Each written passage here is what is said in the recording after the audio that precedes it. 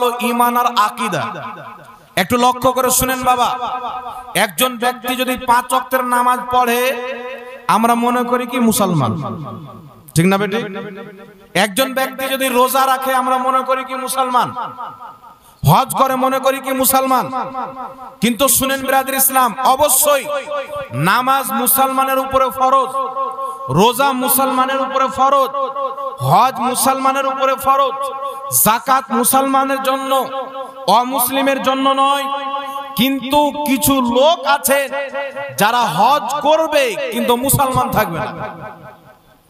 কিছু লোক আছে রোজা রাখবে কিন্তু মুসলমান থাকবে না, নামাজ পড়বে কিন্তু মুসলমান থাকবে না। এটা বক্তব্য আমার না, এই বক্তব্য স্বয়ং আমার নবী দিয়েছেন, নবীর সাহাবা দিয়েছেন। কেমন করে দিয়েছেন শুনেন। নবী করিম সাল্লাল্লাহু আলাইহি ওয়াসাল্লাম একদিন গনিমতের মাল বন্টন করছেন। বদরি সাহাবীকে আমার আপনার নবী 2 হিস্সা দিচ্ছেন। যারা বদরের যুদ্ধতে উপস্থিত ছিলেন, লড়াই করেছিলেন, তাদেরকে আমার আপনার নবী 2 হিস্সা দিচ্ছেন। যিনারা বদরের যুদ্ধতে ছিলেন না তাদেরকে 1 হিস্সা দিচ্ছেন। একজন ব্যক্তি বলছেন, ইয়া রাসূলুল্লাহ ইদিল, হে আল্লাহর রাসূল ইনসাফ করেন, ইত্তাকিল্লাহ, আল্লাহকে ভয় করেন। আমার নবী বন্টন করছেন, বলেন তো আমার নবীর বন্টন করা ভুল হতে পারে? এই জোরে বলেন, ভুল হতে পারে? জি, মার্কেটে কিছু ডুপ্লিকেট মৌলবি বেরিয়েছে, মন্দ আলিম। তারা বলছে যে আল্লাহর নবী সাল্লাল্লাহু আলাইহি সাল্লামের কোনো ডিগ্রি ছিল না, তাই তিনার ভুল হয়েছে। আমাদের অনেক ডিগ্রি আছে, আমাদের ভুল হবে না। এ বলেন তো কোন কোম্পানির গাঁজা খায়? আমার নবীর একটাই ডিগ্রি সারা পৃথিবীর ডিগ্রির উপরে ভারী, নবুয়ত। এই যে নবুয়তের ডিগ্রি সারা পৃথিবীর ডিগ্রির উপরে ভারী, তাই আল্লাহর সৃষ্টিতে সর্বশ্রেষ্ঠ হচ্ছে নবীগণ। জোরে বলেন সুবহানাল্লাহ। আগে নবীগণ পরে ফেরেশতা, আগে নবীগণ পরে সাহাবা, আগে নবীগণ পরে আহলে বাইত।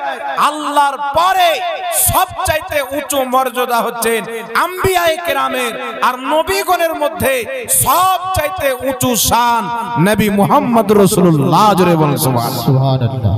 আর এ বলছে আল্লাহর নবীর ডিগ্রি ছিল না তাই ওনার ভুল হয়েছে। আমাদের ডিগ্রি আছে, আমাদের ভুল হবে না। কথাটা চিন্তা করেন বিরাদর ইসলাম। এটা সুস্থ মস্তিষ্কের ব্যক্তি বলতে পারে, যার মস্তিষ্কে বিগাড় ধরেছে ওই ব্যক্তি বলবে। ওকে আমাদের ঝাড়খণ্ডের রাঁচিতে ভর্তি করতে হবে কি হবে না?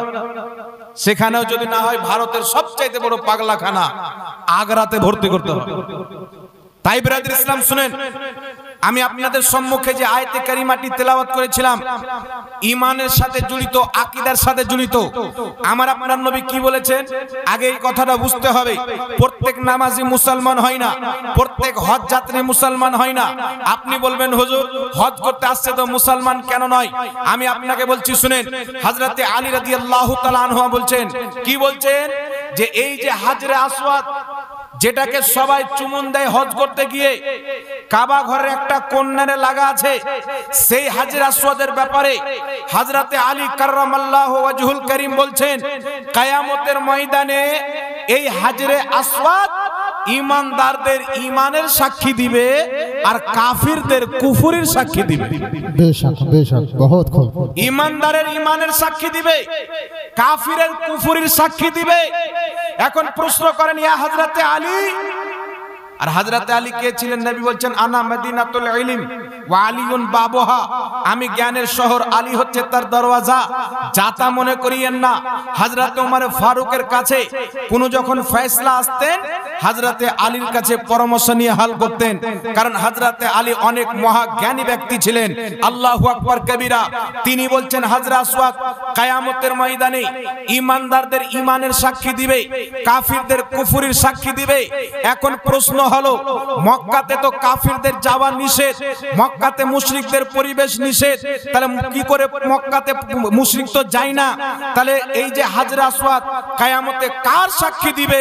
তো কাবাতে মুশরিক মুশরিক সেজে যেতে পারে না, কাবাতে কাফির কাফির সেজে যেতে পারে না, কিন্তু কাফির মুসলমান লেবাস ধারণ করে যায়, ইসলামিক লেবাস ধারণ করে যায়। মুসলমানও গিয়ে চুমুন দেয়, কাফিরও গিয়ে চুমুন দেয়, তাহলে হজ করতে তো কাফির যায় না।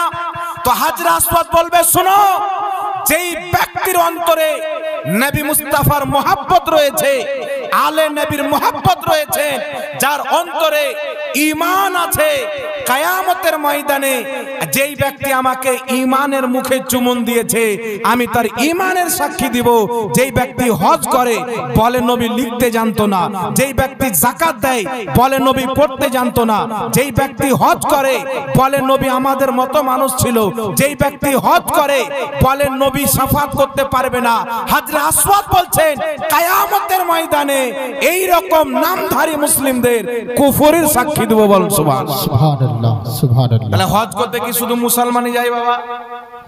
এক ধরনের মুসলমান আছে, আচ্ছা বলেন তো, এক ধরনের মুসলমান আছে বলছে যে হজ করতে গিয়ে মদিনা যাওয়ার প্রয়োজন নাই। তাহলে বুঝে নেন যে এদেরই কুফরের সাক্ষী দিবে হাজরে আসওয়াদ। হজ করতে গেলে মদিনা যাওয়ার প্রয়োজন নাই। মৌলভী বলছে দুনিয়ার সবচাইতে বড় মন্দির হলো নবীর রওজা। নাউজুবিল্লাহ বলে। একজন মহা নিকৃষ্ট ব্যক্তি ছিল, যার নাম হচ্ছে নাসিরউদ্দিন আলবানী। এই লোকটা বলেছিল দুনিয়ার সবচাইতে বড় মন্দির হচ্ছে নবীর রওজা। নাউজুবিল্লাহ। কিন্তু আমার আল্লাহ কি বলছেন? আল্লাহ পবিত্র কোরআন পাকে বলছেন, ওয়াল্লাযীনা আমানু ওয়া আমিলুস সলিহাতি ফি রাউদাতিল জান্নাহ। আল্লাহ বলছেন, শোনো, আমার নবীর রওজা তো অনেক বড়, জান্নাত চাইতে উত্তম, আরশ চাইতে উত্তম, কুরসি চাইতে উত্তম, কলম চাইতে উত্তম, লৌহে মাহফুজ চাইতে উত্তম। আমার নবীর রওজা তো সব চাইতে উত্তম। আল্লাহ বলছেন, যেই ব্যক্তি আমার নবীর প্রতি ঈমান আনবে, ঈমান আনার পরে নামাজ কায়েম করবে, ভালো আমল করে যাবে, তারা মরে গেলে মাটির কবরে থাকবে না, আমি তার মাটির কবর জান্নাতের বাগান বানিয়ে দেব। সুবহানাল্লাহ, সুবহানাল্লাহ। ফি রাউদাতিল জান্নাহ। আমার নবীর প্রতি যারা ঈমান এনে ভালো কর্ম করে মারা যাবে, আল্লাহ বলছেন ফি রাউদাতিল জান্নাহ, তারা জান্নাতের বাগানে থাকবে, আমি তাদের কবরটাকে জান্নাতের বাগান বানিয়ে দিব। আমার মতন মুসলমান, আপনার মতন মুসলমান আল্লাহর নবীর প্রতি ঈমান এনে ভালো কর্ম করে যদি মারা যায়, আমাদের কবর জান্নাতের বাগান হবে। তো মুহাম্মদ রাসূলুল্লাহর কবরের কি আলাম হবে? সুবহানাল্লাহ। আমার নবীর কবর কেমন হবে? উঠান মিশকাত শরীফ, নবী পাক সাল্লাল্লাহু আলাইহি সাল্লামের কবর কেমন? প্রত্যেকদিন সকালবেলা ৭৭,০০০ ফেরেশতা আকাশ থেকে আমার নবীর রওজাতে অবতরণ করেন। প্রত্যেকদিন সকাল এবং সন্ধ্যা ৭৭,০০০ ফেরেশতা আসে, নিজের ডানাতে নবীর রওজাকে হাওয়া করে এবং নবী মুস্তাফার প্রতি দুরূদ ও সালাম পাঠ করে। জোরে বল সুবহানাল্লাহ। এটা নবীর রওজা। আর এইদিকে লোক বলছে কি, এ মৌলভী বলছে মদিনা যাওয়ার প্রয়োজন নাই।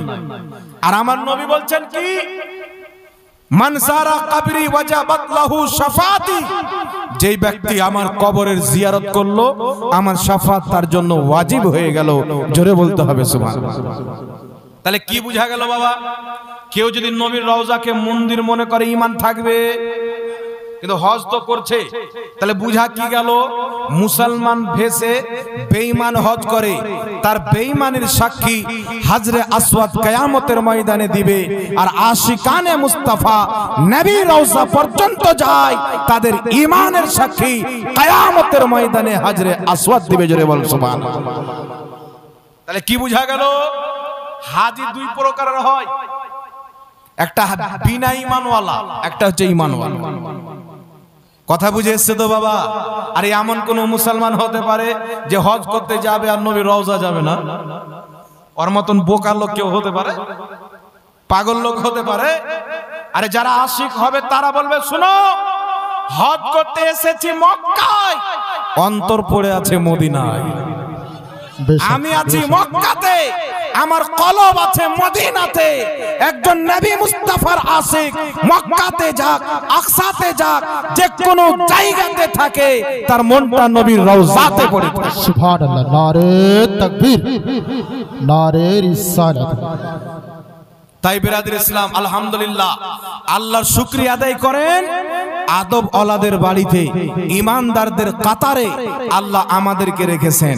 তাহলে এইবার শুনেলেন বিরাদর ইসলাম, বেঈমান ব্যক্তির নামাজ পড়বে কি পড়বে না?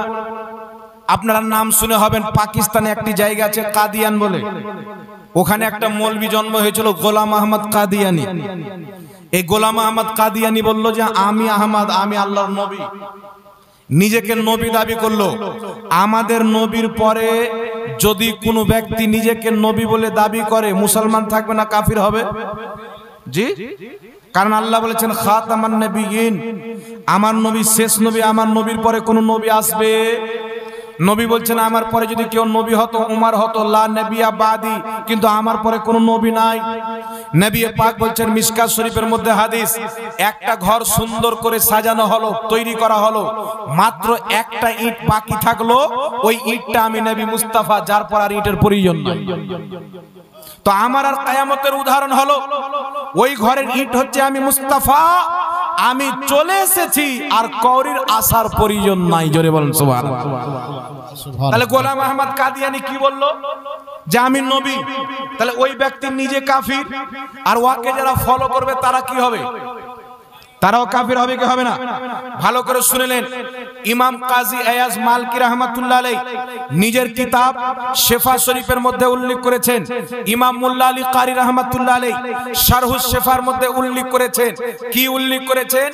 সমস্ত মুসলমানদের ইজমা আছে, ঐক্যমত আছে, 1450 বছর থেকে নিয়ে আজ পর্যন্ত, আজ থেকে নিয়ে কিয়ামতের সকাল পর্যন্ত যতই মুসলমান হবে সকলের ইজমা হলো নবী পাকের শান ও মানে চুল পরিমাণে গুস্তাকি হচ্ছে কুফরি, আর তার কুফরিতে সন্দেহ করনে ওয়ালাও কাফির হবে। কোন ব্যক্তি যদি নবীর শান মানে চুল পরিমাণে আঘাত করে, কটূক্তি করে, নবীর অপমাননা করে, তাওহীন করে, সমস্ত মুসলমানের ঐক্যমত ওই ব্যক্তি কাফির হবে। তাকে যারা কাফির বলবে না তারাও কাফির হবে। কেউ যদি আবু জেহেলকে কাফির না বলে তো কি হবে? জোরে বলেন। আবু লাহাবকে যদি কাফির না বলে মুসলমান থাকবে? কাফিরকে কাফির বলা, ঈমানদারকে ঈমানদার বলা হচ্ছে ঈমানের পরিচয়। কিছু গোপাল ভালো বক্তা বেরিয়েছে বাবা, পোল্ট্রি মুরগির মতো। বলছে আপনার বাড়ির পাশে যদি হিন্দু থাকে তাকেও অমুসলিম, মানে তাকেও মুশরিক কাফির বলা যাবে না। কেন? বলছে মরার আগে যদি কলমা পড়ে মুসলমান হয়ে যায়। চিন্তা করছেন? তাহলে তোমার আম্মাকে আম্মা বলিও না, হতে পারে কিছুদিন পর করের সাথে পালিয়ে যায়, নাকি বলে? কলকাতা কলকাতা বলিও না, হয়তো কিছুদিন পর দিল্লি হয়ে যেতে পারে, নাকি? বিজেপি সরকার এসে হয়তো নাম চেঞ্জ করে ওরা সরকার করতে পারে কি পারে না? তো এইগুলো মূর্খ জাহিল বক্তা, এদের শরীয়ত সম্পর্কে কোনো জ্ঞান নাই। আল্লাহর কোরআন, পবিত্র কোরআনে সূরা মুমিনুন মানে নাম রেখেছেন, সূরা মুমিন আছে না নাই? এই কোরআনের মধ্যে সূরা কাফিরুন আছে না নাই? তাহলে কাফিরুনও সূরার নাম, মুমিনও সূরার নাম। আল্লাহ পরিচয় করিয়ে দিয়েছেন কাফিরকে কাফির বলা, মুমিনকে মুমিন বলার নাম হচ্ছে ঈমান। জোরে বলেন সুবহানাল্লাহ। কেউ যদি ইয়াজিদকে মানে আমিরুল মুমিনিন মানে আর বলে হুসেইনকে মানি, তাহলে মনে করবেন যে হচ্ছে মুনাফিক। যে অন্তরে হুসেইন থাকবে ওই অন্তরে ইয়াজিদ থাকবে, যে অন্তরে ইয়াজিদ থাকবে ওই অন্তরে হুসেইন থাকবে না, যে অন্তরে আবু বকর সিদ্দিক থাকবে আবু জেহেল থাকবে না, যে অন্তরে আবু জেহেল থাকবে আবু বকর সিদ্দিক থাকতে পারে। সুবহানাল্লাহ। কিন্তু কিছু নামধারী ডুপ্লিকেট মৌলবি আছে না নাই?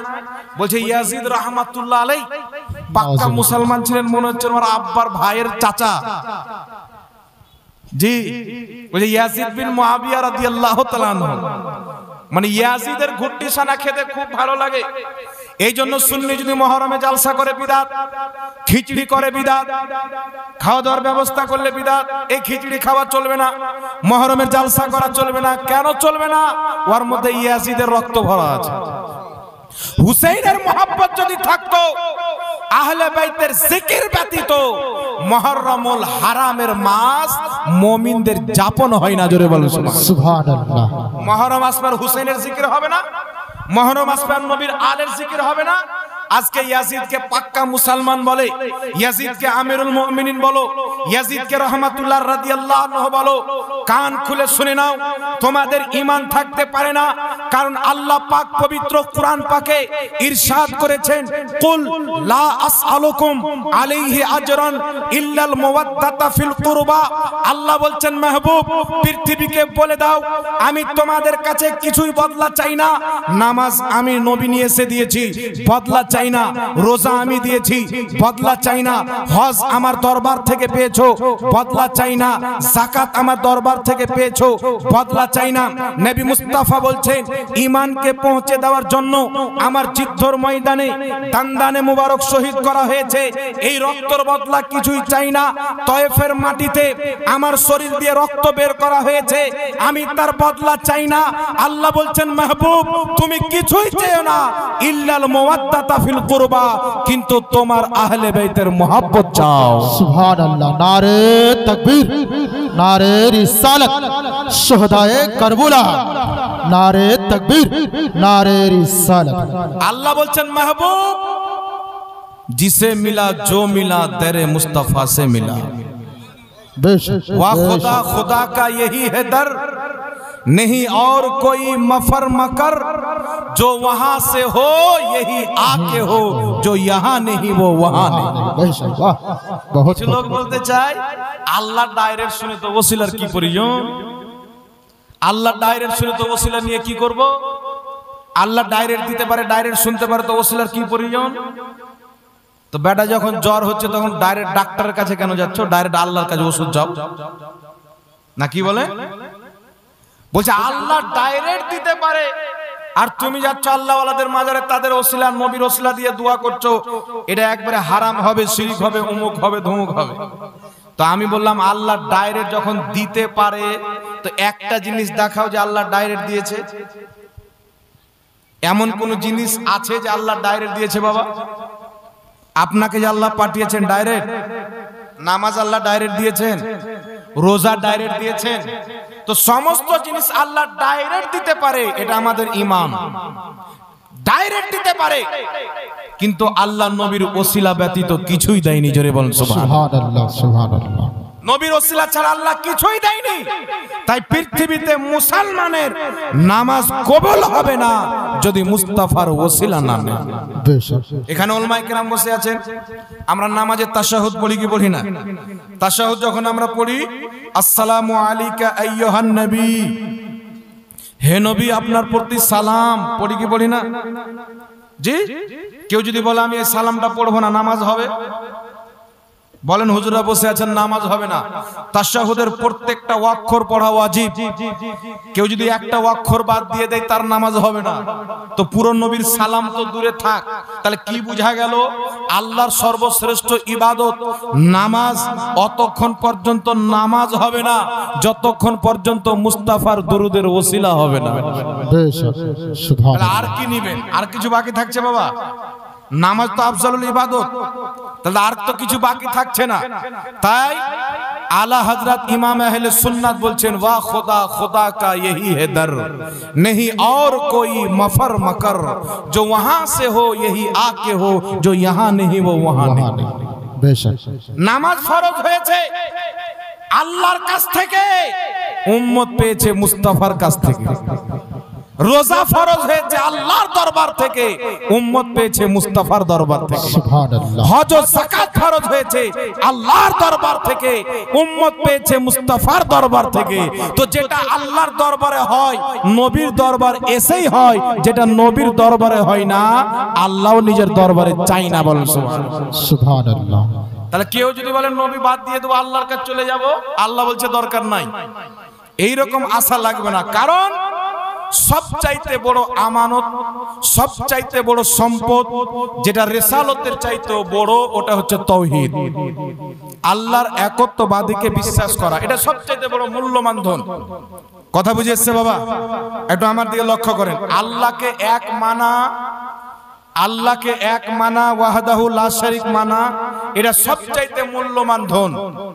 কথা বুঝে এসছে আপনাদের? তো আল্লাহ পাক যে এক, আচ্ছা বলেন তো, আল্লাহ ডাইরেক্ট বলতে পারতো না যে আমি এক?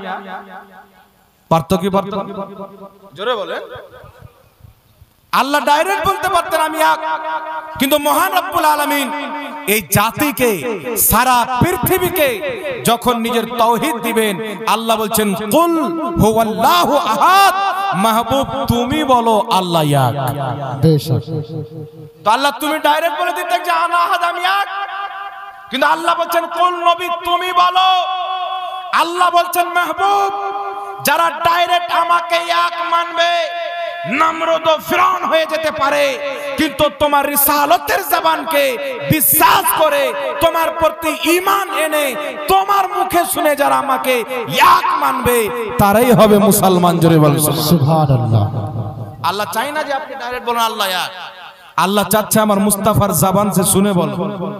কারণ মুফতি যখন ফতোয়া দেয় যে কালকে ঈদের নামাজ হবে, তো মুফতি সাহেব শুনে ফতোয়া দেয় নাকি?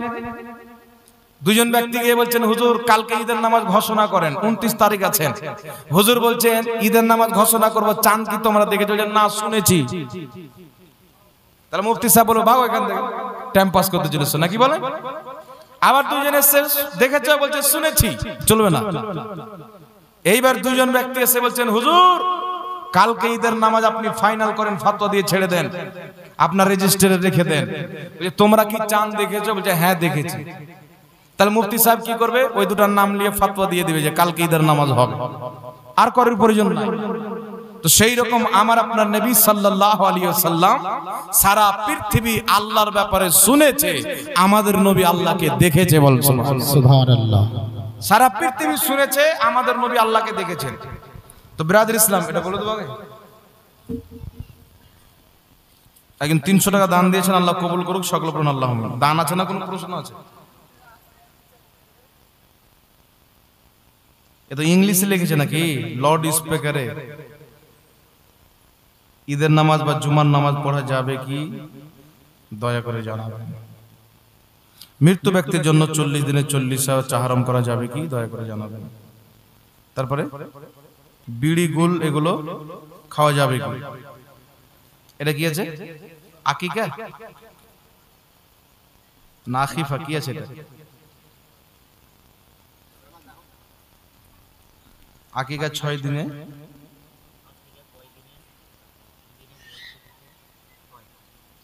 আকিকা কয় দিনে দেওয়া যাবে? গরুর আকিকা দেওয়া যাবে কি যাবে না নাকি? কয়েকটা প্রশ্ন আছে, উত্তরটি দিয়ে দেবো।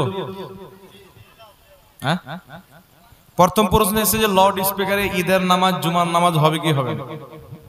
একটা কথা মনে রাখবেন, আমাদের এইগুলোতে যে রকম সংখ্যা নামাজিদের হয়, লর্ড স্পিকার কোনো প্রয়োজন পড়ে না। লর্ড স্পিকারের নামাজ পড়ানোর ব্যাপারে আমাদের আহলে সুন্নাত ওয়াল জামাতের উলামায়ে কেরামের মধ্যে মতভেদ আছে। কেউ বলছেন হবে, কেউ বলছেন হবে না। যিনি বলছেন হবে না, তিনার দলিল হলো যে লর্ড স্পিকারে যে আওয়াজটা যায় ওটা ইমাম সাহেবের অরিজিনাল আওয়াজ থাকে না, প্রথম ম্যাচিং এ যায়, ম্যাচিং ওখানে ক্যাপচার করে আওয়াজটাকে ছাড়ে, ওটা ম্যাচিং এর আওয়াজ হয়ে যায়। আর ম্যাচিং এর আওয়াজ শুনে কেউ যদি রুকু সাজদা করে নামাজ হবে না, ইমামের আওয়াজ শুনতে হবে। যেমন আমরা সবাই নামাজে দাঁড়িয়ে আছি, এখান থেকে পিছু অবধি হুজুর ইমামতি করছে, আমি আপনি আছেন পিছন দিকে, সামনেকার লোক রুকুতে চলে গেছেন, আমরা পিছন দিকে জানি না। বাইরে থেকে একজন ব্যক্তি ঘাস কেটে যাচ্ছে বাড়ি, এই লোকটা বলছে ইমাম সাহেব রুকুতে চলে গেছে, তোরা দাঁড়িয়ে কেন আছিস, তোরাও যা। ওর কথা শুনে আমরাও রুকুতে চলে গেলাম, তাহলে আমাদের নামাজটা হবে বাবা? জি হবে না। কেন হবে না? যে আমরা যার কথা শুনে রুকু করেছি ও নামাজের মধ্যে নাই, ও নামাজের বাইরে। তো অনুরূপ ভাবে লর্ড স্পিকার আওয়াজ ইমামের অরিজিনাল আওয়াজ নয়, তাহলে যে লর্ড স্পিকার আমার আওয়াজে রুকু সাজদা করবে তার নামাজ হবে না। কথা বুঝেছে? এটা যারা বলছে যে, যেমন আমি বলছি যে লর্ড স্পিকারের নামাজ হবে না, এটা হচ্ছে আমার দলিল, যেটা আমার মাশায়েখিন দিয়েছে। আর যিনারা বলছেন লাউড স্পিকারের নামাজ হবে, তিনারা না, ইমাম সাহেবেরই আওয়াজ ম্যাচিং এ খালি উঁচু করা হয়। কথা বুঝেছে? ম্যাচিং এ খালি কি করা হয়? উঁচু করা হয়। তার কারণে কেউ যদি মাইকের আওয়াজ দিয়ে রুকু সাজদা করে তার নামাজটা হয়ে যাবে। তাহলে আমাদের আহলে সুন্নাত ওয়াল জামাতের আলিমদের মধ্যে কি হলো? ইখতিলাফ। আর রাসূল পাক বলেছেন আমার উম্মতের ইখতিলাফ রহমত। আমার উম্মতের ইখতিলাফ কি? হযরতে আব্দুল্লাহ ইবনে উমর রাদিয়াল্লাহু তাআলা আনহু বলেন নবী পাক নামাজ পড়তেন তো রুকুতে গেলেন তো রাফায়দান করলেন। হযরতে আব্দুল্লাহ ইবনে আব্বাস বললেন নবী পাক রুকুতে গিয়ে রাফায়দান করা বাদ দিয়ে দিয়েছিলেন, ছেড়ে দিয়েছিলেন। তো হযরতে আব্দুল্লাহ ইবনে উমরের কিছু মানওয়ালা ছিলেন, তারা রাফায়দান করতেন। হযরতে আব্দুল্লাহ ইবনে মাসউদের তাহকিক মানওয়ালা ছিলেন, তারা কিন্তু রাফায়দান করা বাদ দিয়ে দিলেন। কারণ নবী প্রথম করেছেন, পরে ছেড়ে দিয়েছেন। তো পরেরটা সুন্নাত হবে, পূর্বেরটা কিন্তু সুন্নাত হবে না। কথা বুঝে এসেছে বাবা? পূর্বেরটা সুন্নাত হবে না, মানসুখ হবে। বাকি হবে তারক হয়ে যাবে, ওই আমলটা তারক হয়ে গেল, পরেরটার উপর আমল। তো এখানে মেন কথা হলো যে লর্ড স্পিকারের ব্যাপারে আহলে সুন্নাত ওয়াল জামাতের ইখতিলাফ আছে। যেমন হানাফি, শাফি, মালিকি, এগুলো চার মাযহাবের মধ্যে কিছু মাসলা মাসাইলে ইখতিলাফ আছে। তো এই ইখতিলাফের কারণে যাদের নিকটে জায়েজ আছে তারা পড়াক, আমরা ঝামেলা করতে যাব না। যাদের নিকটে নাজায়েজ আছে তারা পড়াবে না। কিন্তু সবচাইতে যারা জায়েজ বলে তাদেরও ফতোয়া হচ্ছে উত্তম হলো বিনা মাইকে নামাজ পড়া। যারা জায়েজ বলছেন তিনাদেরও ফতোয়া হলো বিনা মাইকে নামাজ পড়া। তার কারণে সবচাইতে উত্তম আলা, যদি 20,000 লোক হয় ঈদের নামাজে, জুমার নামাজে, তাহলে আপনি 20টা নয় 100টা মুকাব্বির রাখেন। মুকাব্বির মানে জানেন তো? 100টা মুকাব্বির রাখেন যেন আপনার কোনো অসুবিধা না হয়। আমি বেরেলি শরীফে এক জায়গাতে ঈদের নামাজ পড়েছিলাম, হাজারো লোক। যেখানে আপনার মুকাব্বির থাকবে ওখানে মুসাল্লা দেওয়া আছে, একটা লাঠি গাড়া আছে, ওখানে এমন সিস্টেম করে আপনার মানে মুসাল্লা দেওয়া আছে যে কওরির নামাজ বেকার যাবে না। উরসে আলা হযরতে আসরের নামাজ, মাগরিবের নামাজ পড়লাম, আসরের দোয়া হলো, দোয়া করার পর আসরের নামাজ পড়লাম, জুম্মার নামাজ পড়েছিলাম আমরা। তো হুজুর তৌসিফ রাজা সাহেব কিবলা মাদ্দাজিল্লাহুল আলী, উনি জুমার নামাজ পড়ালেন, হাজারো লোক। এখানে যত উলামায়ে কেরাম আছে সবাই জানে যে উরসে আলা হাজতে কিরকম লোক হয়। মুকাব্বিরও অনেকটা দাঁড় করালেন, কওরির নামাজ ইদিগুদি হয় না, কমপ্লিট নামাজ। তো বিনা মাইকে মুকাব্বির দাঁড় করিয়ে নামাজ পড়াটাই হচ্ছে নবী পাকের সুন্নাত। সুতরাং মাইক লাগানোর কোনো প্রয়োজন নাই। কথা বুঝে এসেছে বাবা? মাইক লাগানোর কোনো দরকার নাই। কি নাম? জাহাঙ্গীর আলম মিতা আমার 1000 টাকা দিয়েছে। মিতা গলার হার চলবে না। একটা প্রশ্ন, আশা করি বুঝতে পেরেছেন আপনারা? তাহলে লর্ড স্পিকারের নামাজ পড়বো আমরা? পড়বো না? না। দ্বিতীয় নম্বর প্রশ্ন হচ্ছে মৃত্যু ব্যক্তির নামে 40 চাহরম, এগুলো যে আমরা করি, করা যাবে কি যাবে না? আমাকে একজন ব্যক্তি বলেছিল, মুর্শিদাবাদে আমি থাকি, তো একজন ব্যক্তি এসে বলছে যে হুজুর মরা গরু কি আর চেহারা খায়? তো আমি ওকে কি বলবো, জাহিল মূর্খ ব্যক্তি, একে তো কুরআন হাদিস দিয়ে বুঝালে তো বুঝবে না। ওকে আমি বললাম যে তোমার বাপ মা মরলে গরু হয়ে যায়, চেহারা খাই না। আমাদের বাপ মা থাকে, চেহারা খাই। তো আমরা করব, তোমরা করিও না। কথা বুঝে এসছে বাবা? তো মৃত্যু ব্যক্তির নামে 40 চাহরম করা, মৃত্যু ব্যক্তির নামে 40 চাহরম। 40 চাহরমে কি হয়? 4 দিনে করা হয়। 4 দিনে করলে ইসালে সওয়াব। আসল হলো কি? ইসালে সওয়াব। 4 দিনে করলে চাহরম বলা হয়, 40 দিনে করলে 40 বলা হয়। তো 4 দিনে কেন চাহরম করি আমরা? 4 দিনে করার কারণ হচ্ছে বুখারী, মুসলিম, মিশকাত, অনেক কিতাবের মধ্যে হাদিস। রাসূল করিম সাল্লাল্লাহু আলাইহি সাল্লাম বলেছেন মৃত্যু ব্যক্তির মাত্র 3 দিন শোক পালন করো। 3 দিনের বেশি শোক পালন করা নাজায়েজ। কথা বুঝেছে? আপনার বাড়িতে কোনো আত্মীয় স্বজন মারা গেল, 3 দিন শোক পালন করেন, 3 দিনের পেরিয়ে গেলে শোক পালন করা আপনার জন্য অবৈধ হয়ে গেল। হ্যাঁ, যদি স্ত্রী থাকে, স্বামী মারা যায়, তাহলে 4 মাস 10 দিন শোক পালন করুন। তো 3 দিন পর আমরা শোক থেকে বেরিয়ে 4 দিনকার দিন ইসালে সওয়াব করি। চাহরমের এটা একটা কারণ। 40 দিন কেন? হযরতে ইউনূস আলাইহিস সালাম মাছের পেটে কতদিন ছিলেন? জোরে বলতে হবে। এইরকম ভাবে অনেক ঘটনা আছে। ইব্রাহিম আলাইহিস সালাম নামরুদের আগুনে কতদিন ছিলেন? 40 দিন ছিলেন। তো 40 দিনে এরকম অনেক নিসবত থাকার কারণে ইসালে সওয়াবটা আমরা 40 দিনে করি। কেউ যদি 30 দিনে করে, 35 দিনে করে, 33 দিনে করে, 1 বছর পর করে, তবু ইসালে সওয়াব হবে, কোনো অসুবিধা নাই। তবে আমরা 4 দিনে করি, 3 দিন পর শোক থেকে বের হওয়ার কারণে। আর 40 দিনে করি, 40 দিনের আম্বিয়ায়ে কেরামের একটা নিসবত থাকার কারণে। কথা বুঝেছে কিনা? তো এইবার চাহরম 40 সাথে কি করা হয়?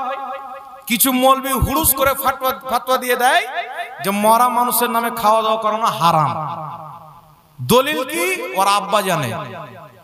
মানে দলিল দিবে না, ডাইরেক্ট হারাম। কি নাম ভাই? আবুল শেখ বাবজি আমার 500 টাকা দান দিয়েছেন, আল্লাহ কবুল করুক, বলেন আল্লাহুম্মা আমিন। হারাম বলে দিল, দলিল নাই।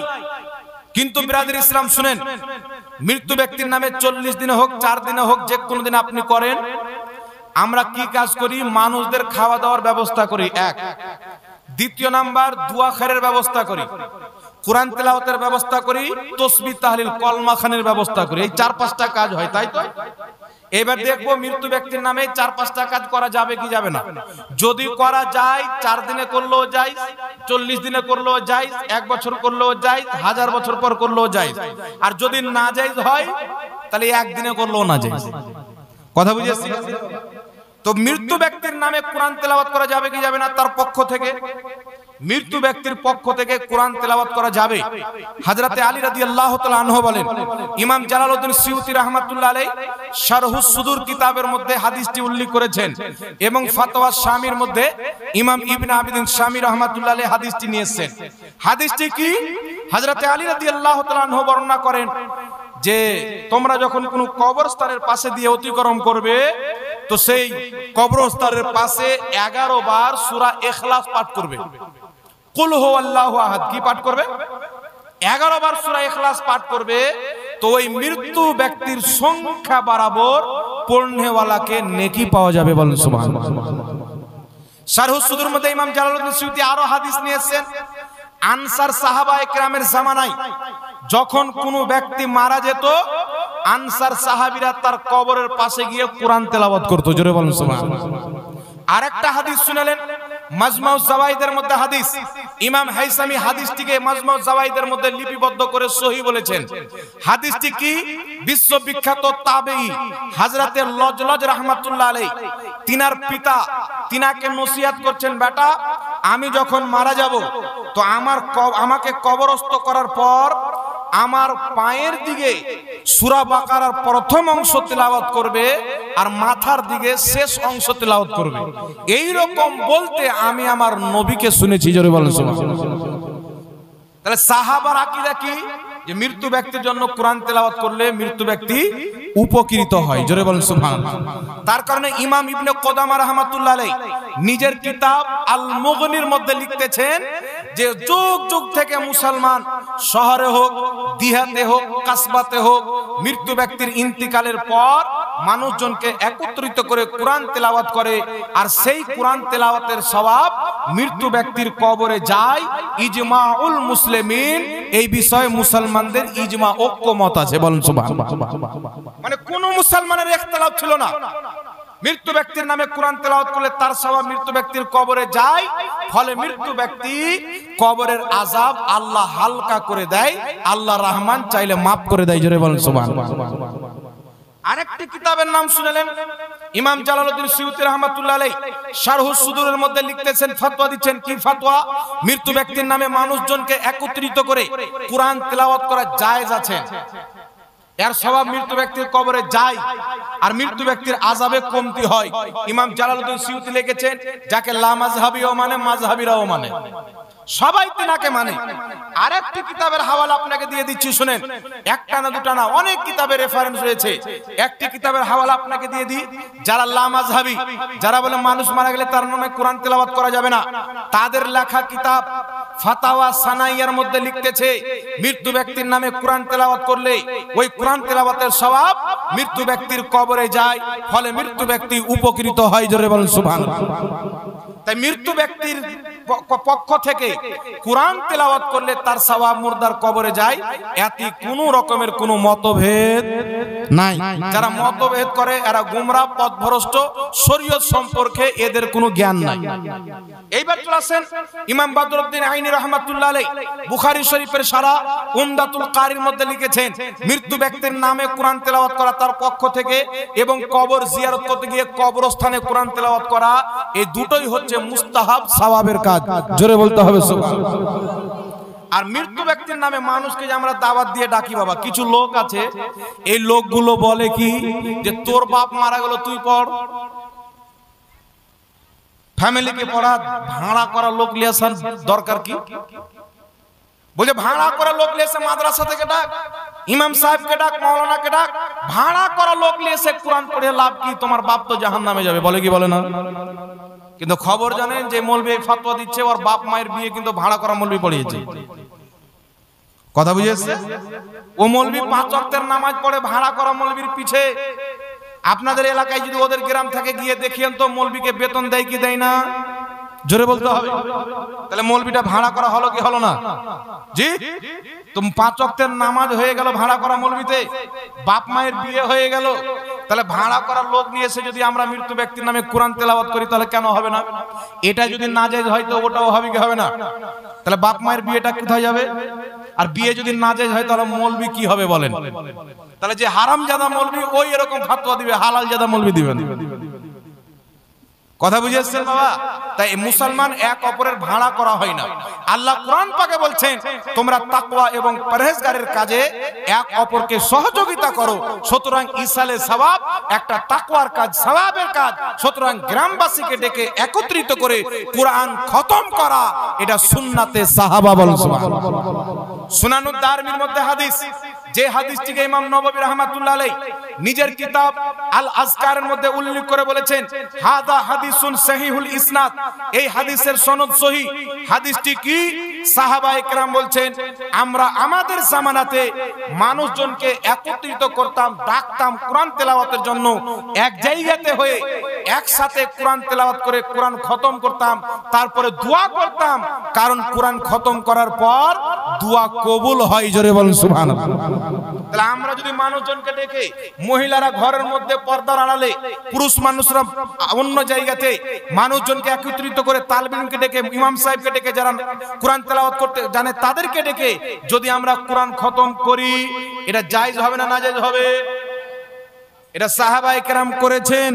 তাহলে সাহাবায়ে কেরামের করা কাজকে যারা বিদআত আর নাজায়েজ বলে, এরা কি শরীয়ত প্রচার করে না ইহুদির মাল প্রচার করে? তাই এদের থেকে ঈমান বাঁচিয়ে রাখতে হবে। তাহলে কি বোঝা গেল? মৃত্যু ব্যক্তির নামে কোরআন তেলাওয়াত করা জায়েজ। আরেকটা জিনিস করা হয় কি? কলমা খানি হয় কি হয় না? আমরা কলমা পাঠ করি, লা ইলাহা ইল্লাল্লাহ, লা ইলাহা ইল্লাল্লাহ মুহাম্মাদুর রাসূলুল্লাহ, দোয়া করি আল্লাহ যত আমি কোরআন তেলাওয়াত করেছি, কলমা পাঠ করেছি, এর সওয়াব তুমি অমুক মাইয়াতকে দিয়ে দাও, আমার পিতা মাতার কবরে পৌঁছে দাও, সওয়াব কিন্তু যায়। একটি কথা হচ্ছে যে কলমা তেলাওয়াত করলে তাসবিহ তাহলিল করা যাবে কি যাবে না মৃত্যু ব্যক্তির পক্ষ থেকে? একটা হাদিস শুনিয়ে দিচ্ছি বাবা, তিরমিজি শরীফের মধ্যে হাদিস। ইমাম বদরুদ্দিন আইনি রহমাতুল্লাহ আলাইহি উমদাতুল কারির মধ্যে হাদিসটি উল্লেখ করেছেন। আমার আপনার নবী সাল্লাল্লাহু আলাইহি সাল্লাম একটি রাস্তা দিয়ে যাচ্ছেন, হঠাৎ করে দাঁড়িয়ে গেলেন, ওখানে কবর আছে। রাসূল পাক বলছেন সাহাবী এই দুটি কবরে আযাব হচ্ছে। কি জন্য আযাব হচ্ছে? সাহাবী জিজ্ঞাসা করলেন হুজুর কি জন্য আযাব হচ্ছে? নবী পাক সাল্লাল্লাহু আলাইহি সাল্লাম বললেন একজন পেশাবের ছিটা থেকে বাঁচছিল না, আরেকজন ব্যক্তি মানুষের গিল্লা করত, এই জন্য এদের কবরে আযাব হচ্ছে। তাহলে আমাদের নবী গায়েব জানে কি জানে না? কবর আযাব হচ্ছে এটা গায়েব কি গায়েব না? কি কারণে আযাব হচ্ছে এটা গায়েব কি গায়েব না? তার কারণে ইমাম কাসতালানী মাওয়াহিবুল্লাহ দুনিয়ার মধ্যে লিখেছেন যে প্রত্যেক সাহাবার আকীদা ছিল যে নবী গায়েব জানে। বলেন সুবহানাল্লাহ। তো নবী পাক বলেন একটা খেজুরের ডানা নিয়ে এসো। খেজুরের ডানা সাহাবা নিয়ে এসে আমাদের নবীকে দিলেন। রাসূল করিম সাল্লাল্লাহু আলাইহি ওয়াসাল্লাম ডানাটাকে দুই ভাগে বিভক্ত করে দুটি কবরে রাখলেন। রাখার পরে বললেন যতদিন পর্যন্ত এই খেজুরের ডানা কাঁচা থাকবে ততদিন পর্যন্ত এদের কবরের আযাবে কমতি থাকবে। জোরে বলেন সুবহানাল্লাহ। এখানে একটা বুঝার কথা আছে বাবা, যতদিন খেজুরের ডানা কাঁচা থাকবে ততদিন কেন কমতি থাকবে? আমার নবী যদি দোয়া করে দিতেন আল্লাহ এরা যা করেছে গুনাহ করেছে, আমি নবী দুয়ার বরকতে তুমি মাফ করে দাও, কিয়ামত পর্যন্ত জান্নাতি হয়ে যেত, কিয়ামত পর্যন্ত আযাব উঠে যেত। কিন্তু আমার আপনার নবী বললেন যতদিন পর্যন্ত খেজুরের ডানা কাঁচা থাকবে ততদিন পর্যন্ত এদের কবরের আযাবে কমতি থাকবে। কেন কমতি থাকবে? ইমাম বদরুদ্দিন আইনি বুখারী শরীফের সারা উমদাতুল কারির মধ্যে উক্ত হাদিসের ব্যাখ্যা করতে গিয়ে বলেছেন, কি বলেছেন? যে এই যে খেজুরের ডানা, খেজুরের পাতা যতদিন পর্যন্ত কাঁচা থাকবে আল্লাহর তাসবিহ পাঠ করবে, আর সেই পাতার পাঠ করা তাসবিহর সওয়াব মুর্দার কবরে যাবে, ফলে মুর্দার কবরের আযাব আল্লাহ কমতি করে দিবে। জোরে বলেন সুবহানাল্লাহ। কি বুঝলেন? বুঝতে পেরেছেন আপনারা? খেজুরের ডানা তসবিহ পাঠ করবে, তার সওয়াব মুর্দার কবরে যাবে। আপনি বলবেন হুজুর খেজুরের ডানা তসবিহ পাঠ করে দলিল কি? আল্লাহ কোরআন পাকে বলছেন সাব্বাহা লিল্লাহি মা ফিস সামাওয়াতি ওয়াল আরদ, জমিন এবং আসমানে যা কিছু আছে আল্লাহর তসবিহ পাঠ করে। তো বিরাদর ইসলাম, বুঝা কি গেল? যদি খেজুরের ডানার তসবিহ পাঠ করাতে মুর্দার কবরে আযাবে কমতি হয়, যারা আশরাফুল মাখলুকাত মানব জাতি সর্বশ্রেষ্ঠ মাখলুক, তারা যখন মৃত্যু ব্যক্তির পক্ষ থেকে কলমা শরীফ পাঠ করবে, তাসবিহ তাহলিল করবে, তাদের সওয়াব পেয়ে মৃত্যু ব্যক্তির কবরের আযাবকে আল্লাহ বন্ধ করে দিবে। জোরে বলুন সুবহানাল্লাহ। মশলা ক্লিয়ার বুঝে এসেছে? তাহলে মৃত্যু ব্যক্তির নামে তার পক্ষ থেকে কলমাখানি করা যাবে কি যাবে না? তাসবিহ তাহলিল করা যাবে কি যাবে না? যাবে। তাহলে কি বুঝা গেল? মৃত্যু ব্যক্তির পক্ষ থেকে কোরআন তেলাওয়াত করাও জায়েজ, মানুষজনকে ডেকে একত্রিত করে কোরআন তেলাওয়াত করাও জায়েজ। হাদিস থেকে প্রমাণ, সহিহ হাদিস থেকে সুনানুদ দারমির। আরেকটা কি প্রমাণ হলো? তাসবিহ পাঠ করাও জায়েজ, কলমাখানি করাও জায়েজ। তৃতীয় নম্বরে মৃত্যু ব্যক্তির নামে খাওয়া দাওয়া করানো যাবে কি যাবে না? ইমাম জালালউদ্দিন সিউতি রাহমাতুল্লাহ আলাইহি শারহ সুদুরের মধ্যে লিখেছেন মৃত্যু ব্যক্তির পক্ষ থেকে মানুষকে খাওয়া দাওয়া করানো জায়েজ আছে। বলুন সুবহানাল্লাহ। একটি হাদিস শুনিয়ে দিই। 950 বছর পূর্বের লেখা কিতাব, বাইরুত লেবাননের ছাপ, হিলিয়াতুল আউলিয়া, ইমাম আবু নঈম আসবাহানী রাহমাতুল্লাহ আলাইহি সেই কিতাবের মধ্যে সহিহ সনদে হাদিস নিয়েছেন। ইমাম জালালউদ্দিন সিউতি রাহমাতুল্লাহ আলাইহি আল হাবিলিল ফাতাওয়ার দ্বিতীয় খণ্ড 230 পৃষ্ঠার মধ্যে হাদিসটি উল্লেখ করে বলেছেন রেজালুহু রেজালুস সহিহ, হাদিসের সনদ হচ্ছে সহিহ। হাদিসটি বর্ণনাকারী হযরতে তাউস রাহমাতুল্লাহ আলাইহি বিখ্যাত তাবিঈ বলছেন ইন্নাল মাউতা ইয়াফতানুনা ফি কুবুরিহিম সাবআ ফাকানু ইস্তাহিব্বুনা আইয়াতআমানহুম তিলকাল আইয়াম। বিশ্ববিখ্যাত তাবিঈ বলছেন যে আমাদের জামানায় যখন কোনো মানুষ মারা যেত, আমাদের ধারণা ছিল যে 7 দিন পর্যন্ত মানুষ কবরে অসহায় থাকে, তাই আমরা মৃত্যু ব্যক্তির নামে 7 দিন পর্যন্ত মানুষকে খাওয়া দাওয়া করাতাম। জোরে বলতে হবে সুবহানাল্লাহ। আর একটু জোরে হবে না সুবহানাল্লাহ? তাই মৃত্যু ব্যক্তির পক্ষ থেকে খাওয়া দাওয়া করানো যায়। এক কথা, যেইগুলো কাজে নেকি আছে প্রত্যেকটা কাজ করে জীবিত ব্যক্তি তার সওয়াব মৃত্যু ব্যক্তির নামে ইসাল করতে পারে। আপনি হজ করতে গেলেন, আমার মা বাপের পক্ষ থেকে হজ করব, আপনি করলেন হজ, নিয়ত করেছেন মা বাপের পক্ষ থেকে, সওয়াব হজের আপনার মা বাপের কবরে আল্লাহ পৌঁছে দিবে। বলেন সুবহানাল্লাহ। আপনি রোজা রাখছেন, আল্লাহ আমি মা বাপের পক্ষ থেকে রোজা রাখছি, আপনার মা বাপের রোজা রাখা হয়ে যাবে। আপনি দেখছেন আমার মায়ের কিছু রোজা নামাজ কাজা ছিল, আমি তার পক্ষ থেকে আদায় করে দিই, তাহলে সেই নামাজটা আদায় করা হবে, রোজাটা আদায় হয়ে যাবে। সুতরাং মৃত্যু ব্যক্তির পক্ষ থেকে যে কোনো নেকির কাজ জীবিত ব্যক্তি করে তার সওয়াব মুর্দার কবরে ইসাল করবে, ফলে মৃত্যু ব্যক্তি কবরে শান্তি পাবে। জোরে বলুন সুবহানাল্লাহ। কিন্তু শয়তান তো আর শুধু আগুনের নাই, মানুষ রূপেও শয়তান আছে, মৌলবি রূপেও শয়তান আছে। কিছু আগাছা মৌলবি বেরিয়েছে, ডেট ফেল মৌলবি, ঘুমটাওয়ালা। ও ডেট ফেল হয়ে গেছে, মানে চাল চলন চরিত্র মহিলার মতো। জি, কোন পুরুষের জন্য মহিলার মতো করা হারাম। কোন পুরুষ যদি মনে করে আমি মহিলার মতন চুল ছাড়বো, হারাম। মহিলার মতন করে হাঁটবো, হারাম। আর কোন মহিলা যদি মনে করে আমি পুরুষের মতন হব, জিন্স প্যান্ট পরবো একদম, আর চুলগুলো ছোট ছোট করে স্টাইল করে কাটবো, তো ওই পুরুষের মতন হওয়া হারাম। কথা বুঝে শিখে আছে না বাবা? ওর উপর লানাত নাজিল হয়। তো এই যে ঘুমটা দেখছেন না, এমনি এক এক সময়তে কেউ দিয়ে দিল, আলাদা ব্যাপার। আর এটাকে একবারে লেবাস বানিয়ে নেওয়া, অভ্যেস করে নেওয়া, এটা কিন্তু শরীয়তে সুন্নাত না। এটা নবীর সুন্নাত টুপিকে ঢেকে দেওয়া আর বাপের সুন্নাতকে চালু করা, এটা হচ্ছে বিদআত। তো এই ঘুমটাওয়ালা বিদাতীদের বক্তব্য শুনবেন না। আর যদি চলে আসে কমেন্টে একটা শয়তান বলে পার করিয়ে দিবেন। কথা বুঝে এসছে কিনা? তাহলে মৃত্যু ব্যক্তির নামে কোরআন শরীফ তেলাওয়াত করা যাবে কি যাবে না? জোরে বলতে হবে।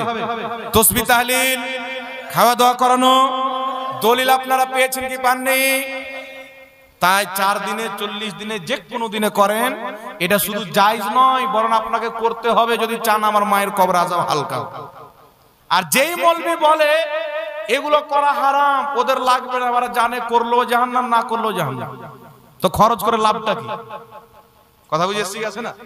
তাই ইসালে সওয়াব মুসলমানদের জন্য জায়েজ, কাফিরদের জন্য নাজায়েজ। মার গয়া মারদুদ, না ফাতিহা না দুরুদ। গরু ছাগল মরে গেলে যেমন কিছু নাই, কিছু লোক আছে ওদেরও কিছু নাই। কিন্তু সাহাবার মা মারা গেছেন, মায়ের নামে কুয়া দান করেছেন, মায়ের নামে টাকা দান করেছেন, পিতামাতার নামে খাওয়া দাওয়া করিয়েছেন। তো আমরা দিন সাহাবা থেকে নিব না ঘুমটাওয়ালা মৌলবি থেকে নেব? সাহাবা থেকে নেব। তাই হচ্ছে আমরা সুন্নি, নবী এবং সাহাবার সুন্নাতে চলনেওয়ালা। জোরে বলতে হবে সুবহানাল্লাহ। তাই 40 চারণ যাই, কেউ ভাড়া করার লোক বলবে, বলি তোর বাপ মায়ের বিয়েটা কোন মৌলবি পড়িয়েছিল? জি 50 টাকা দিয়েছিল, 500 টাকা দিয়েছিল, বলতে পারবেন তো? হ্যাঁ, এই উত্তর দিয়ে দিবেন, ও জিন্দেগিতে আপনার সামনে আসবে না। তারপরে লেখা আছে বিড়ি গুল, কি আছে? বিড়ি গুল জর্দা খাওয়া কি? একটা কথা মনে রাখবেন ব্রাদার ইসলাম, যে প্রত্যেক জিনিসই হারাম না। কথা বুঝে এসছে? কিছু জিনিস আছে আমাকে আপনাকে হয়তো খারাপ মনে হবে, মনে করবেন এটা হয়তো হারাম হবে, কিন্তু আমি আপনি মনে করলে তো হবে না। শরীয়ত হারাম বললে হারাম, শরীয়ত হালাল বললে হালাল। কথা বুঝে এসছে? তাই হারাম কাকে বলে শুনেন, কোন খাবরে ওয়াহিদ দিয়ে, কোন জয়ীফ হাদিস দিয়ে সরাসরি কোন জিনিসকে হারাম প্রমাণ করা যায় না। হারাম প্রমাণ করতে গেলে নাসে কাতাই থেকে দলিল লাগবে, কোরআন পাকের অকট্ট দলিল বা হাদিসে মুতাওয়াতির লাগবে। হাদিসে মুতাওয়াতির কাকে বলে? একটা হাদিস যেটাকে কমপক্ষে 10 জন সাহাবা বয়ান করেছেন, মানে যে হাদিসের মিথ্যা হওয়া অসম্ভব। কথা এসে? এইরকম হাদিস লাগবে যদি হারাম প্রমাণ করেন। একটা দলিল কি দেওয়া হয়? কুল্লো, কি আছে হাদিস আছে? কুল্লো মুস্কিরিন খামরিন, কুল্লো মুস্কিরিন খামরুন, কুল্লো খামরিন হারাম। মানে প্রত্যেক নাশা হচ্ছে মদ, আর প্রত্যেক মদ হচ্ছে হারাম। কথা বুঝে এসছে? মানে প্রত্যেক নাশা হারাম। এই হাদিসের অর্থ কি বলে? প্রত্যেক নাশা হারাম। তাই বিড়ি একটা নাশা, তো বিড়ি হারাম। জর্দাওয়ালা পান খাওয়া না, মানে জর্দা একটা নাশা, তো জর্দাটাও হারাম। কিন্তু নাশার ডেফিনেশন বুঝতে হবে বাবা। নাশা কাকে বলে? আপনি যে কোনো ডিকশনারির কিতাব পড়ে নেবেন, নাশার ডেফিনেশন কি করা আছে? যেই নাশাকে করে মাকে শাশুড়ি মনে করে। বুঝতে পেরেছেন? নাশা একে বলা হয়। আব্বাকে খালু মনে করে, ট্রাক্টরকে বউ মনে করে। এই ধরনের প্রত্যেক নাশা হচ্ছে হারাম। কথা বুঝে এসছে? আর বিড়ি সিগারেট এগুলো নাশার ডেফিনেশনে আসে না। কথা বুঝে এসছে? তবে না খাওয়াটা উত্তম। আর কেউ যদি খায় তাহলে এটা কোনো হারাম গুনাহ হবে না, তার নেকিও হবে না। কথা বুঝে এসছে? আরেকটা প্রশ্ন করা হয়েছে, কোনো কিছু ছুটে গেলে আবার লিখে দিতে পারেন, অসুবিধা নাই। আরেকটা প্রশ্ন, এটা কি বলেছিলেন নিচেরটা? আকিকা কয় দিনে? আকিকা 7 দিনে দেওয়া হচ্ছে সুন্নাত, না পারলে 21 দিনে দিবে। যদি না পারলে বছর হয়ে গেছে হুজুর দিব, তাও দিলে দিতে পারে, কোনো অসুবিধা নাই। কথা বুঝেছে? কিন্তু সবচেয়ে উত্তম হচ্ছে 7 দিনে। আর 7 দিন পারিয়ে গেলে আকিকা হয় না, এটা হচ্ছে গাঁজাখড়ি ফতোয়া। আকিকা কুরবানির মতন নয় যে 3 দিনই হবে, আর 3 দিন পারিয়ে গেলে আর হবে না। মানে কুরবানির 10 তারিখ, 11 তারিখ, 12 তারিখ হবে, 13 চলে আসলে তারপর থেকে আর কুরবানি হবে না, এরকম নয়। আকিকা 7 দিনে দেওয়া সুন্নাত, না পারলেন 21 দিনে দিবেন। সবচেয়ে উত্তম 7 দিনে। বাচ্চার মাথাকে নাড়া করবেন। নাড়া মানে জানেন তো? টাকলা। হ্যাঁ, নাড়া করার পর ওর চুলটিকে সোনা বা চাঁদি দিয়ে ওজন করবেন। ওজন করার পরে ওই সোনাটা মাদ্রাসায় দিয়ে দিবেন। ফকির এখন নাই। ফকির মিসকিন কাকে বলে জানেন? যার থাকারই বাড়ি নাই। আর এখন যে ভিক চেয়ে বেড়াচ্ছে, আর বাড়ি হচ্ছে 20 লাখ টাকা খরচ করে। রোডের পাঁজরে বলছে আমার 1 কাঠাই জমি, ওই 1 কাঠা জমি বেচলে 10 লাখ টাকা হবে। বুঝতে পারলেন? তাহলে ও আর মিসকিন থাকলো।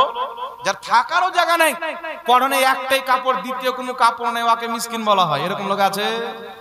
তবুও কেউ যদি খুব গরিব থাকে, আজকের জামানায় যাকে আমরা গরিব মনে করি, ওদেরও সহযোগিতা করবেন। তবে সবচেয়ে বেস্ট গরিব মিসকিনকে দিবেন।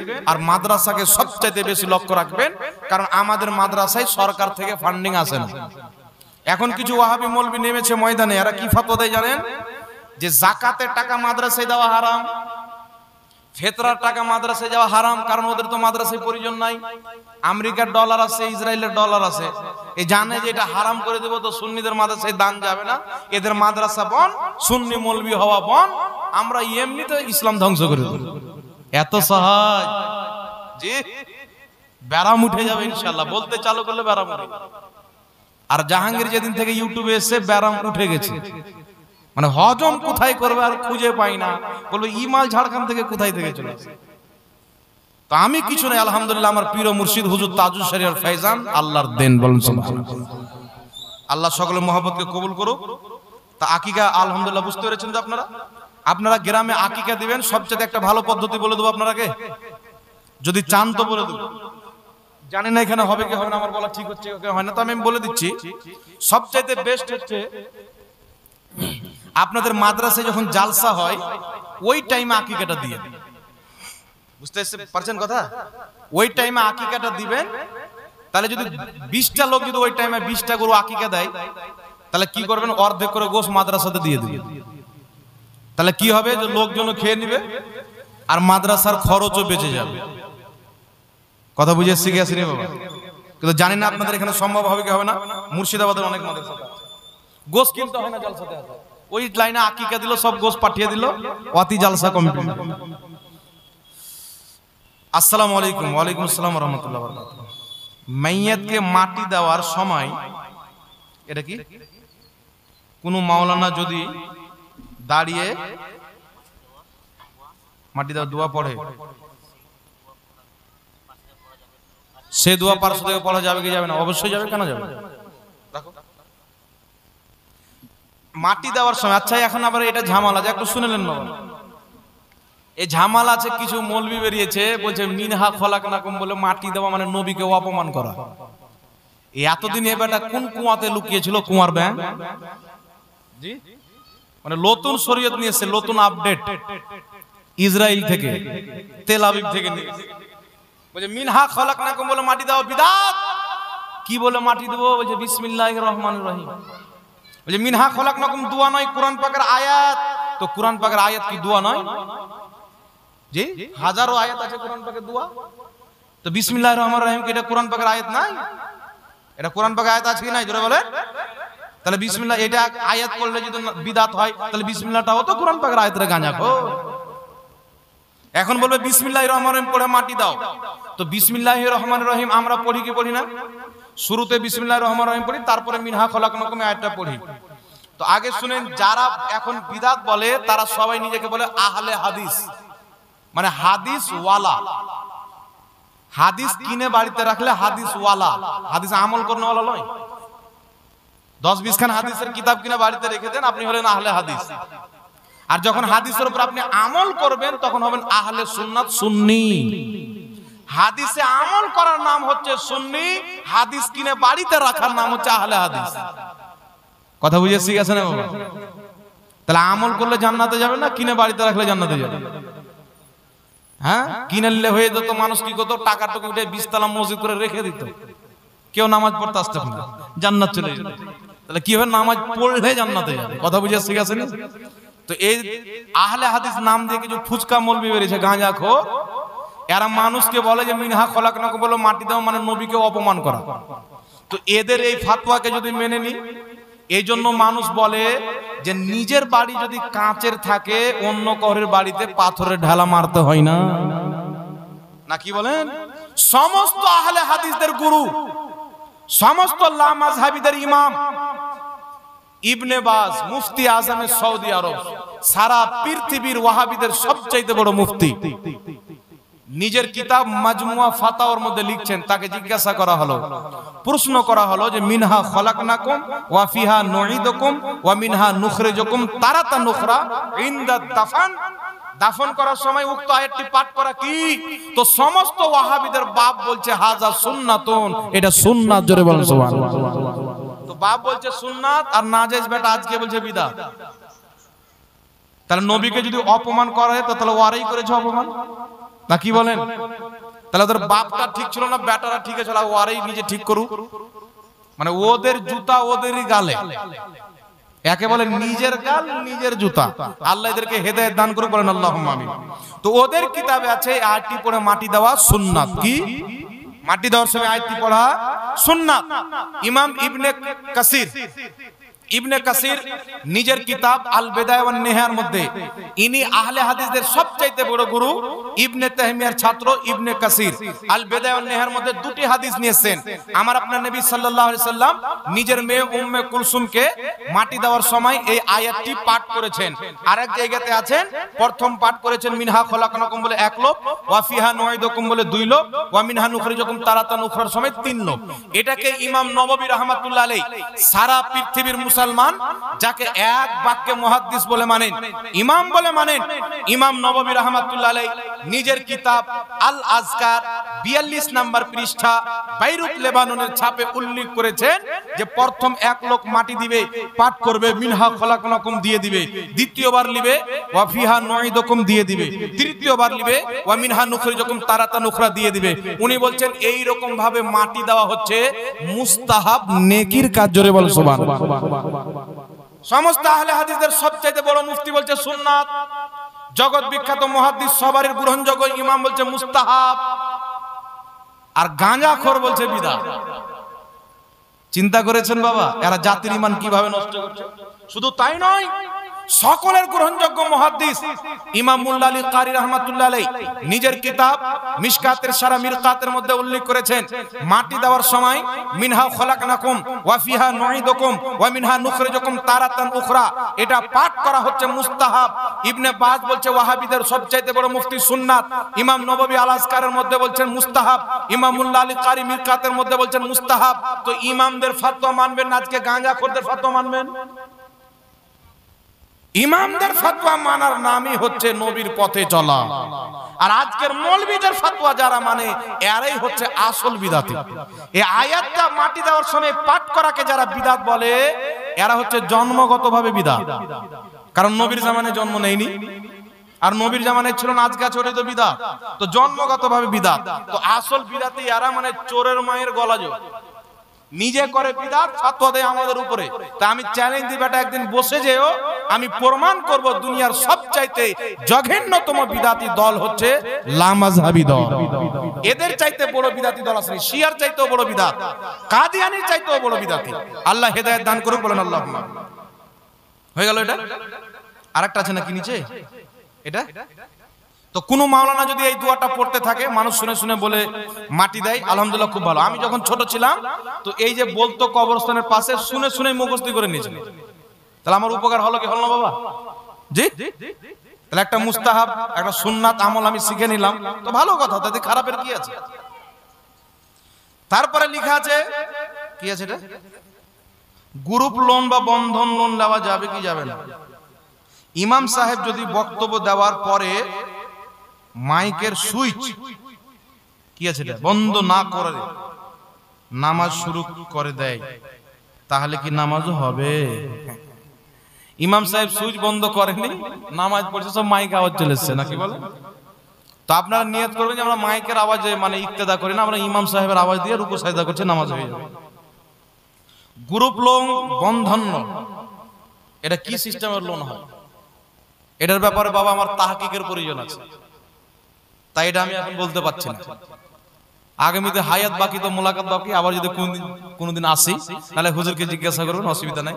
আপনাদের মাদ্রাসায় অনেক মৌলভী সাহেব আছেন। বন্ধন লোন আর গ্রুপ লোন এটা কেমন হয় আমি এটার ব্যাপারে জানি না, তাহলে জানবো এটা সুদের মধ্যে পড়ে কি পড়ে না, জেনে ফতোয়া দিতে হবে না জি।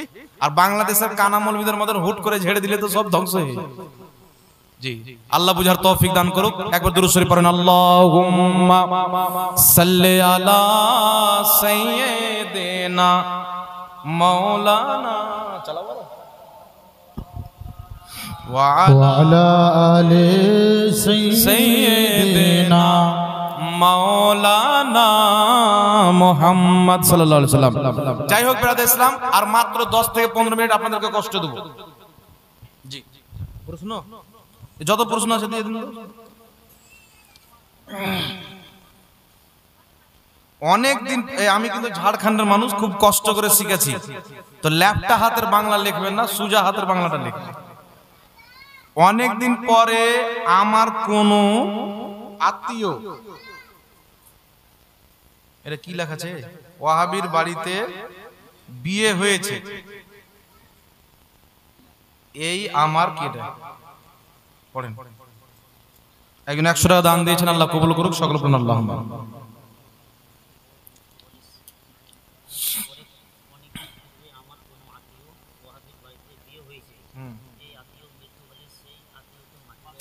আচ্ছা আচ্ছা,